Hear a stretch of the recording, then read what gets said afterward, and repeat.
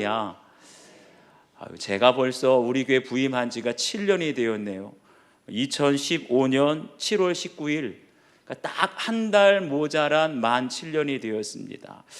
그래서 교회에서는 이번 주 수요일부터 한 달간 안식년을 저에게 허락해 주셨는데, 지난 7년을 제가 이렇게 돌아보니까 정말 앞만 바라보고 그냥 달려온 것 같아요. 쉬지 않고 달려온 것 같아요. 제가 우리 교회 부임할 당시에 우리 교회 두 가지 과제가 있었는데, 그 중에 한 가지는 성전을 건축하는 것이었고, 또 다른 한 가지는 신도시를 전도하는 것이었습니다. 당시를 돌아보면 성전 건축하는 것은 마치 요단강을 건너는 것과 같았고, 또 신도시를 전도하는 것은 마치 여리고성을 무너뜨리는 것처럼 정말 힘겹고 어렵게 느껴졌습니다. 그런데 요단강과 같은 성전 건축도 은혜롭게, 또 여리고성 같은 신도시 전도도 은혜 가운데 마치게 된 줄 믿습니다. 그러고 나서 끝난 것이 아니라 그 뒤로도 7년 동안 교회 안팎으로 크고 작은 영적 전쟁이 계속됐어요. 신천지가 들어와서 난리를 피울 뻔한 적도 있었고, 크고 작은 전쟁이 있었는데, 그 중에 가장 힘겨운 전쟁은 뭐니 해도 지난 2년간의 코로나 전쟁이었습니다. 그 치열한 코로나와의 전쟁을 다 마치고 이제 현장 예배가 회복되고, 성찬식과 주일 점심 식사가 회복이 되고, 또 지난번에 항존직 임직식과 중직자 세미나까지 다 마치게 되니까 안식하시라, 안식을 허락하신 줄 믿습니다. 오늘 말씀을 보니까 그래요.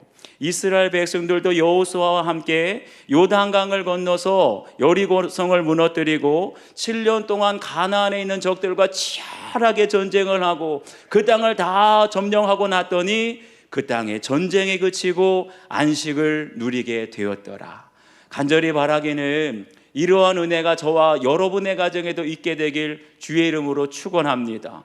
여러분의 가정과 우리 교회 전쟁이 그치고 안식이 오게 되고, 또 우리나라와 이 땅의 모든 전쟁이 그치고 안식을 누릴 수 있게 되길 주의 이름으로 축원합니다. 어떻게 하면 그 은혜를 누릴 수 있을까요? 오늘 말씀 통해 그 땅에 전쟁이 그쳤더라 라는 제목으로 함께 은혜 나누겠습니다. 첫 번째는 내 안에 완악함이 그쳐야 전쟁도 그칩니다. 우리 18절부터 20절까지 함께 읽겠습니다. 시작.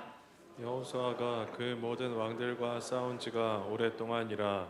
기브온 주민 히위 족속 외에는 이스라엘 자손과 화친한 성읍이 하나도 없고, 이스라엘 자손이 싸워서 다 점령하였으니 그들의 마음이 완악하여 이스라엘을 대적하여 싸우러 온 것은 여호와께서 그리하게 하신 것이라. 그들을 진멸하여 바치게 하여 은혜를 입지 못하게 하시고, 여호와께서 모세에게 명령하신 대로 그들을 멸하려 하심이었더라. 아멘. 여기 보니까 여호수아가 그 모든 왕들과 싸운 지가 오랫동안이라, 다시 말하면 가나안에서 모든 전쟁했던 기간을 가리키는데 얼마나 오래 싸웠느냐. 여호수아와 함께 가나안 정탐꾼으로 나섰던 갈렙의 나이를 보면, 갈렙이 요단강을 건널 때 나이가 78세였고 가나안을 다 점령하고 분배할 때 나이가 내 나이 85세로 돼 아직 쇠하지 않았다는 거예요. 그러니까 몇 년 동안 싸웠다는 거죠? 78세부터 85세. 산수가 잘 안 되세요? 7년 동안 싸웠다는 거죠. 그러니까 여호수아는 7년 동안 요단강 건너고 여리고성 무너뜨리고 가나안의 남부 연합군과 북부 연합군 정말 치열하게 다 싸우고 마침내 어떻게 되었다는 거예요? 마침내 가나안의 족속들을 다 진멸시키고 그 땅을 점령하게 되니까 그 땅에 전쟁이 그쳤더라. 할렐루야. 여러분, 끝이 보이지 않는 것 같았던 여러분 가정의 전쟁도, 이 땅의 전쟁도 7년 동안 쉬지 않고 싸우게 되면 마땅히 하나님 정하신 때에 전쟁이 그치게 될 줄로 믿습니다. 그런데 예외가 있었다는 거예요. 19절을 보면 가나안 족속 중에 유일하게 기브온 주민 히위 족속과만 화친하였다. 그것도 그냥 화친한 게 아니라 거짓말 속임수로 화친을 하게 되니까 어때요? 평생 이스라엘의 족쇄가 된 거지요. 그리고 나머지 족속은 다 진멸시켰는데 그 이유가 뭐냐? 그들의 마음이 완악하여 이스라엘을 대적하여 싸우러 왔다는 거예요. 가나안 이스라엘 백성들이 먼저 공격한 것이 아니라 가나안 족속들이 먼저 이스라엘과 싸우러 덤벼들었다는 거죠. 그런데 그렇게 덤벼들게 하신 분이 누구시냐? 여호와께서 그리하게 하신 것이라. 여러분 좀 이상하지 않습니까? 하나님은 여호와 샬롬 평화의 하나님이신데 왜 이스라엘 대적들을 완악하게 하시고 덤벼들게 하셨을까? 이게 이해가 잘 안 될 때는 생각을 하셔야 돼요. 왜 그러셨을까? 여러분, 만약에 기브온이 이스라엘 백성들을 속여서 화친한 것처럼 가나안의 다른 족속들이 다 이스라엘을 속여 먹어서 화친했다면 어떻게 될까요? 그러면 이스라엘이 다 우상숭배 죄에 빠지고 가나안 음란한 죄에 빠지지 않겠습니까? 이걸 누구보다도 잘 아시는 하나님께서 세상 세력과 화친하지 말라고, 세상의 죄에 물들지 말라고, 그들의 마음을 완악하게 하여서 대적하여 싸우게 하신 줄 믿습니다. 바로 우리의 구원을 위해서 그랬다는 거죠. 그러니 생각해 보세요. 만약에 내 곁에 완악한 자가 없다면, 덤벼들고 싸우는 자가 없다면 우리는 누구나 할 것 없이 세상과 보타기를 원해요. 세상의 문화, 쾌락과 음주 가물을 즐기면서 편안하게 살고 싶은 것이 우리 인간의 본성이라는 거예요. 아닌 척 하지 마시고 솔직히 인정을 해보세요. 우리 본성이 다 그래요. 그러니까 봄에는 꽃 구경, 가을에는 단풍 구경, 또 주말마다 라운딩을 뛰면서 계절마다 또 해외여행 가고 싶지 않겠습니까? 그러면서 세상과 화친하고 세상 세력과 평화롭게 잘 지내고, 좋은 게 좋은 거라고 그렇게 지내고 싶은 게 우리 본성이라는 거죠. 그런데 그들이 완악해서, 세상 사람들이 완악해서 우리과 싸우려고 덤벼드니까 어때요? 살기 위해서 오늘 예배 자리 나온 거 아니겠어요? 살기 위해서 우리가 기도하며 부르짖는 건 아니겠습니까? 세상 사람들이 우리와 화친하면 우리들도 죄 지으면서 살겠지만 자꾸만 믿지 않는 사람들이 덤벼드니까 우리 살려달라고 하나님께 부르짖고 예배의 자리에 나올 수밖에 없는 줄 믿습니다. 그러니까 우리가 분별해야 될 것이 있어요. 나를 속이고 화친한 기브온은 나에게 영적으로 도움될 게 하나도 없어요. 그 사람들은 오히려 우리에게 그냥 올무가 될 뿐입니다. 오히려 완악한 배우자, 나를 괴롭히는 직장 상사가 실상은 나의 구원을 위해서 더 많이 수고하고 있는 줄 믿으시기 바랍니다. 이게 바로 구속사예요. 기복신앙으로 보면 나를 속여서 화친한 기브온이 최고인 것 같지만 영적으로 보면 기브온은 나에게 도움이 하나도 안 돼요. 오히려 나의 믿음을 위해서 늘 완악한 마음으로 대적하고 싸우는 사람, 그 사람 때문에 내가 쉬지 않고 깨어서 기도하게 되는 줄 믿습니다. 그렇기 때문에 완악한 자가 나를 지금도 대적하고 있는 것은 나의 구원을 위해서 도우시는 하나님의 섭리인 줄 믿으시기 바랍니다. 여러분, 이게 깨달아져야 돼요.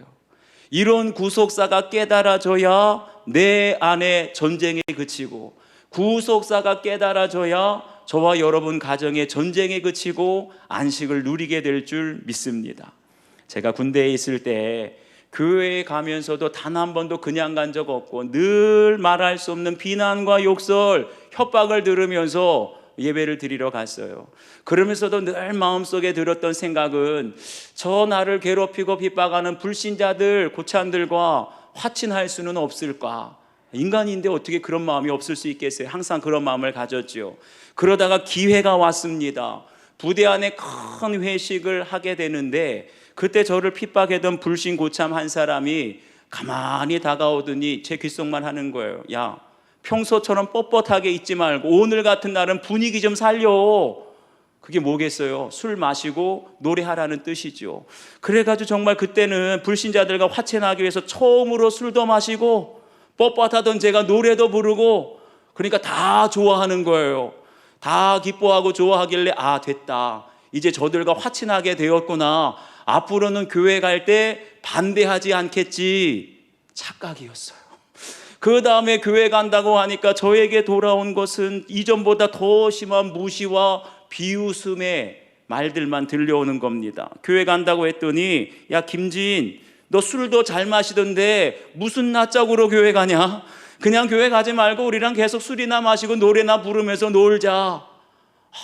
그때 제 심정은요, 쥐구멍에라도 정말 들어가고 싶을 정도로 얼마나 참담하고 얼마나 수치스럽고 부끄럽던지 제가 그때서야 세상 사람들의 완악함이 어떻다는 것을 분명히 깨닫게 되었어요. 그리고 그 뒤로는 오직 예수, 오직 믿음만을 외치면서 세상 말로 노빠꾸, 오직 예수만을 위해서 앞으로 직진이다. 그래서 이 자리까지 오게 된 줄 믿습니다. 만약에 제가 그때 세상 사람들을 저를 핍박하는 불신자들과 화친하기 위해서 술도 마시고 계속 노래방 다니면서 놀고 즐겼다면, 음주 가무를 즐겼다면 오늘 이 자리에 설 수 없었겠죠. 하지만 그때 불신자들이 더 저를 핍박하고 반대하고 비난하는 말을 했기에 끝까지 믿음을 지키면서 오늘 이 자리까지 오게 된 줄 믿습니다. 여러분도 한번 적용해 보시길 바라요. 예수님 믿는 것을 핍박하는 완악한 가족이나 직장 상사가 있습니까? 그 사람이 여러분의 구원을 위해서 여러분 믿음 지키라고 지금도 더 완악하게 대적하고 있다는 걸 여러분 믿으십니까? 여러분 그게 믿어져야 구속사로 전쟁이 그치게 되는 거예요. 불신자들과 화친하여 평생 나의 신앙에 방해가 된 나의 족쇄와도 같은 기브온은 누구인지 한번 분별해 보세요. 기브온 같은 사람일수록 착해요. 기분파예요. 돈도 잘 써요. 그런데 결정적인 순간에 뭐라고 하는 줄 아십니까? 교회 가지 말고 나랑 같이 놀러 가자. 그러니까 영적으로는 전혀 도움이 안 되는 그 기브온과 같은 사람이 누군지 여러분 한번 분별해 보시길 바랍니다. 두 번째는 내 안에 두려운 대상이 사라져야 전쟁이 그칩니다. 우리 21절과 22절 말씀 함께 읽겠습니다. 시작. 그때 여호수아가 가서 산지와 헤브론과 드빌과 아납과 유다 온 산지와 이스라엘의 온 산지에서 아낙 사람들을 멸절하고 그가 또 그들의 성읍을 진멸하여 바쳤으므로 이스라엘 자손의 땅에는 아낙 사람들이 하나도 남지 아니하였고 가사와 가드와 아스도테만 남았더라. 아멘. 여기 보니까 여호수아가 이스라엘의 온 산지에서 아낙 사람들을 멸절하였다. 어떤 사람들을 멸절했다고요? 아낙 사람들을 멸절했다고 특별히 강조하는 거예요. 왜 그랬을까요, 여러분? 아낙 사람들이 어떤 사람들이냐? 한마디로 이스라엘 사람들이 아낙, 이 말만 들으면 얼어버리는 아주 공포를 조장하는 사람들이 바로 아낙 사람들이죠. 민수기 13장을 보면 모세가 가데스 바네아에서 12명의 정탐꾼을 파송합니다. 그래서 그 정탐꾼들이 40일 동안 가나안을 샅샅이 산지와 네겝과 평지와 경사지를 다 정탐하고 돌아올 때 뭐를 가져왔죠? 포도송이를 메고 왔다 그랬어요. 얼마나 탐스럽고 큰지. 그러면서 보고하기를 그 땅은 정말로 하나님 말씀하신 대로 젖과 꿀이 흐르는 땅입니다. 이 포도송이가 그 증거입니다. 여기까지만 했으면 얼마나 은혜로웠겠어요. 그런데 그 다음에 악평하면서 아주 부정적으로 보고하기를 민수기 13장 33절을 보면 거기서 네피림의 후손인 아낙 자손의 거인들을 보았나니 우리는 스스로 보기에도 메뚜기 같으니 그들이 보기에도 그와 같았을 것이라. 그 땅에서 아낙 자손을 봤는데 어땠다고요? 거인이라는 거예요. 키가 얼마나 컸든지. 그런데 그들 앞에서는 우리들은 뭐와 같았다고요? 밟히면 죽는 메뚜기 같았다는 거예요. 실제로 사무엘상을 보면 다윗과 싸웠던 골리앗이 바로 아낙 자손입니다. 그런데 골리앗의 키가 얼마냐? 성경을 보면 6규빗 한 뼘이라 그랬어요. 한 규빗이 45cm니까 오늘날로 계산하면 약 2m 70에서 2m 80. 상상이 되세요? 2m만 넘어도 큰데 이 정도 되면 저 같은 사람도 허리춤밖에 안 되는 거예요. 그러니까 그들 보기에 우리는 메뚜기 같다. 그러니까 골리앗 보고 이스라엘 군사들이 다 무서워서 동굴로 숨고 도망갔다는 거예요. 예전에 제가 아는 목사님 한 분이 미국으로 유학을 가셨는데 처음 1년 동안 정말 적응하기 어려웠다 그러시더라고요. 그랬던 이유 중에 하나가 그분이 저보다도 키가 훨씬 크고 운동을 해가지고 아주 체격이 건장한 그런 분이셨어요.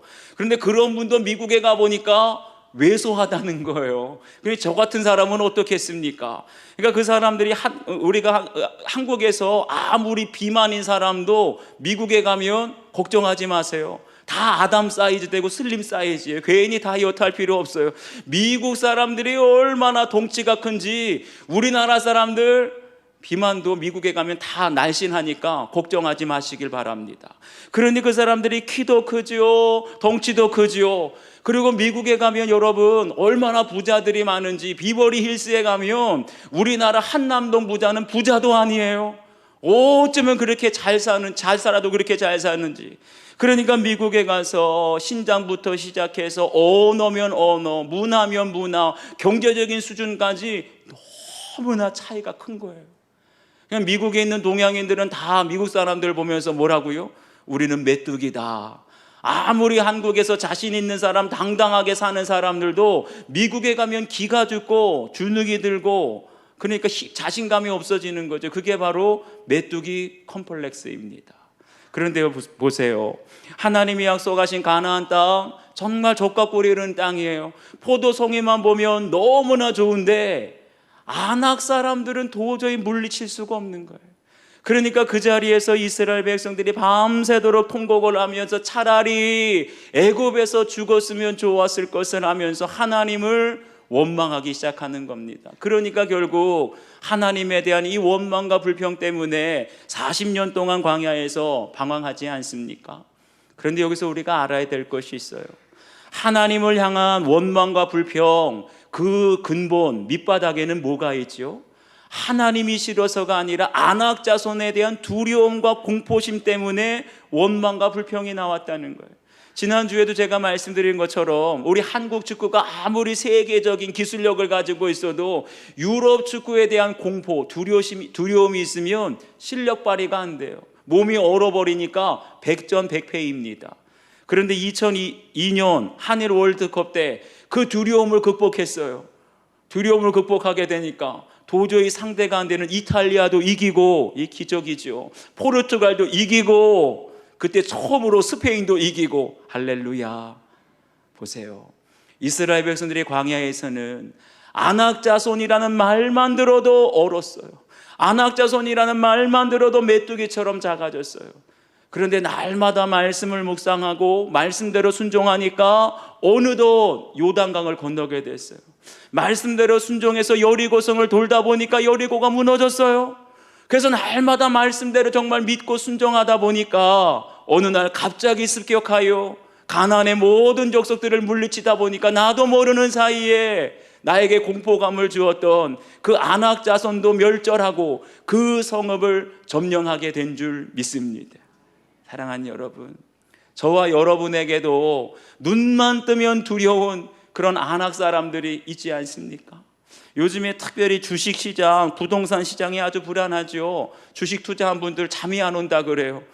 영끌해가지고 서울에 아파트 산 사람들 요즘에 잠이 안 온다 그래요. 거기에다가 주담대, 주택담보대출, 이건 또 왜 이렇게 올라가는지. 그러니까 요즘에는 뉴스 보기가 겁나고 돈만 생각하면 잠이 안 오는 사람들, 바로 그 돈이 아낙 자손이죠. 그런가 하면 곱게 불린 망아지처럼 속 썩이고 사고치는 자식들, 그 자식들이 엄마 하면 괜히 가슴이 철렁 내려앉고, 사고치는 자식들이 아빠 하면 괜히 뭐 돈 달라고 할까봐 가슴이 철렁 내려앉고, 바로 자식들이 우리에게 아낙 자손 아닙니까? 또 나이가 들면 들수록 여기저기 아파오는데 병원 가도 특별한 이유가 없어요. 그러니까 처방할 방법이 없으니까 혹시나 내가 무서운 병 걸린 거 아닌가, 건강 염려증 때문에 밤잠을 설치는 사람들이 늘고 있어요. 그러니까 어떤 사람에게는 돈이, 어떤 사람에게는 자식들이, 어떤 사람에게는 건강이 눈만 뜨면 두려운 아낙 자손일 수 있다는 거예요. 그런데 여러분 어떻죠? 우리가 하루하루 큐티하면서 구속사의 말씀대로 적용하다 보니까 요단강 건넜어요. 도저히 무너지지 않을 것 같았던 여리고성도 말씀대로 돌게 되니까 때가 되어 무너지게 된 줄 믿습니다. 더 자신감을 얻어 어쩔 때는 말씀대로 매복하기도 하고 말씀대로 갑자기 습격하기도 하니까 도저히 물리칠 수 없을 것 같았던, 나에게 공포심을 주었던 아낙 자손도 어느 날 멸절하게 되었고, 나에게 두려움을 주는 아낙 자손이 완전히 멸절되고 나니까 비로소 전쟁이 그치고 우리에게 평화가, 안식이 임하게 된 줄 믿습니다. 저에게도 최근에 눈만 뜨면 두렵고 잠도 안 오는 두려운 안악이 있었어요. 말씀드린 것처럼 이번 주 수요일부터 한 달 동안 안식년을 갖게 되는데, 안식년을 갖게 되면 여러분 당연히 기뻐할 것 같지요. 그런데 그 날짜가 다가올수록 자꾸만 불안하고 잠이 안 오는 거예요. 이유를 모르겠다 싶었는데 한 번은 새벽에 기도를 하는데 주님께서 깨워주십니다. 왜 이렇게 잠이 안 오고 왜 이렇게 힘들고 피곤할까 생각해 보니까 한 달 동안 교회를 떠나고 한 달 동안 교회를 비우는 것에 대해서 제가 굉장히 불안하고 두려워하고 있다는 것을 주님이 알게 해주셨어요. 그러고 가만 생각해 보니까 예전에 어떤 교회는 담임 목사님을 강제로 미국으로 안식년을 보낸 다음에 갔다 오고 나니까 책상이 없어졌대요. 갔다 오고 나니까 교회 출입문 비밀번호를 바꿔놨대요. 목사님 들어오지 말라고. 혹시나 우리 교회도 그러면 어쩌나. 한 달 만에 갔다 오니까 책상이 없어지고, 또 제가 한 달 동안 비운 사이에 신천지가 들어오거나 교회에 불미스러운 일이 생기면 어쩔까, 이거 생각하니까 안식년이 다가올수록 잠이 안 와요. 불안하고 두렵고. 가만 생각해 보니까 모든 것을 제가 주님께 온전히 맡긴 것이 아니라 하나부터 열까지 내가 다 움켜쥐고 하려 했다는 것이 회개가 되었습니다. 그 자리에서 무릎을 꿇고 주님의 이름을 부르면서 나의 연약함 혹시나 버림당하지는 않을까, 나의 연약함 모든 걸 다 움켜쥐고 내려놓지 못하는 것을 회개하면서 주님을 온전히 바라보게 되니까 기도가 나와요.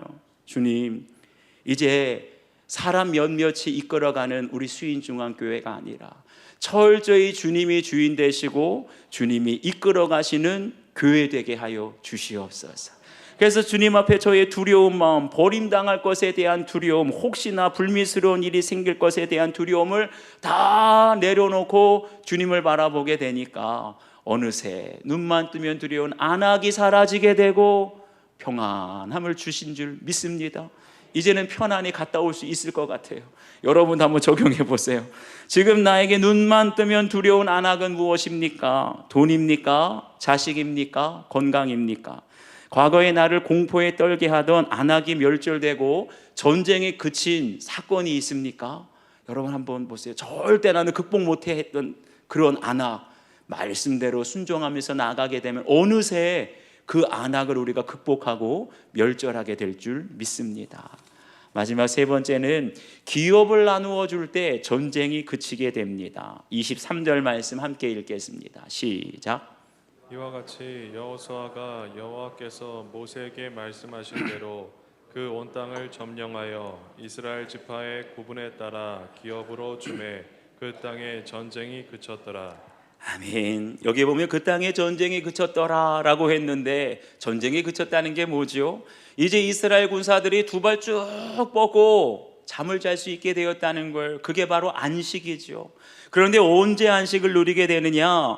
그 온 땅을 점령하여 이스라엘 지파의 구분에 따라 기업으로 나누어 줄 때, 그때서야 비로소 전쟁이 끝나고 안식을 누리게 되었다는 거예요. 단순히 적들을 다 전멸시킨다고 해서 안식이 아니라 각자에게 하나님이 구분해 주신 기업을 나누어 줄 때, 그럴 때 진짜 전쟁이 끝나고 안식을 누리게 되는 거예요.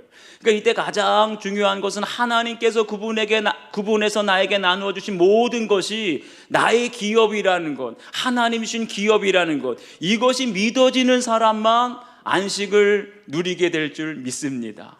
그런데 이때 중요한 게 있어요.